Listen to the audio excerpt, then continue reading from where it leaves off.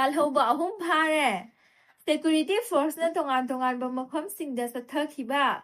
Operation na miyam amadi dukausingdagi sel khaibada sinabani haiba. Lalhouba loop ahumgi lanmi ahum phare hairi. Police ki pauna hai. Tha asigi kontarukta Imphal West District Police Commando gi kangbuna Naran Konzin area dagi KYKL amadi KCP noyongi lanmi ani phare hairi. Phare ba lanmi ani adudi. Thongam nauba maitai sahi kunmathoi amadi Huidrom Parva Singha Elias Nonin sahi kulhumdoini Makhoidagi saka mari panba gari ama mobile handset manga Aadhaar card ani wallet ani sel oina lupa samaga humdra phagatle hairi amaromda Bishnupur District Police Commando gi kangbuna so Bishnupur District ki Kaibul Singmai Rongmayai lekai dagi KCP PWG gi lanmi ama phare hairi phare ba lanmi aduna oinam Amar Singh Elias doi sahini phutare ni mangwandagi su mobile handset ani SIM card ahum phagatle hairi nakal amaromda National Highway 2 dagi lamdam asigi tangai phadana nongmada sangdaba yadraba posai puduna lakpa gari sahumga kul security gi akanba ngak senbagi makhada Imphal da yorakhre makhata na posai pusilakpada khudum thiba thoktanabagi damakta singnaningai oiba mafam singda security force na akanba section thorang lokhatli Tayak sida Manipur gi district pumna makta pamdaba thodok thoktanaba Sing amadi tampaki mafam singda hangdokliba step point chamaga mapandagi singnaba miyoi tare phagatuna wahung pahung sathakhre hairi sabungkho khunawgi lawbukta lawyai ringaida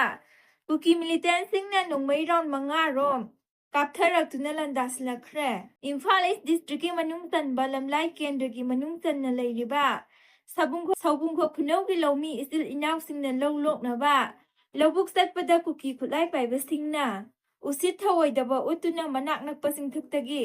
lauslakpa amadi huisena singba khongjinduna karem kathaina bagi thabak handak marak yamna toina satharakle ngarang numidang wairam su khunja singna lawbukta lawyai ringai matamda manak nakpa singthuktagi Kuki Militian singna nongmei round manga rom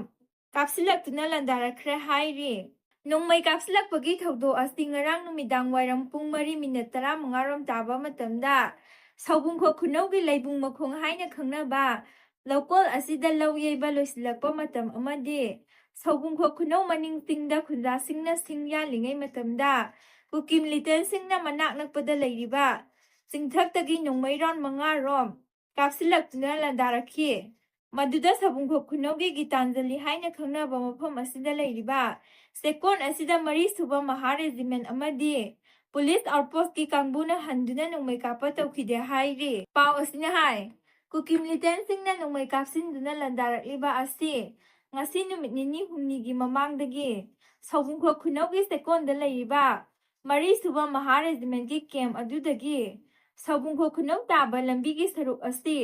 aduki matik phatabadagi maha regiment ki kangbu amadi Punja singna khusamnaduna lambi sembagi thabak chathakhi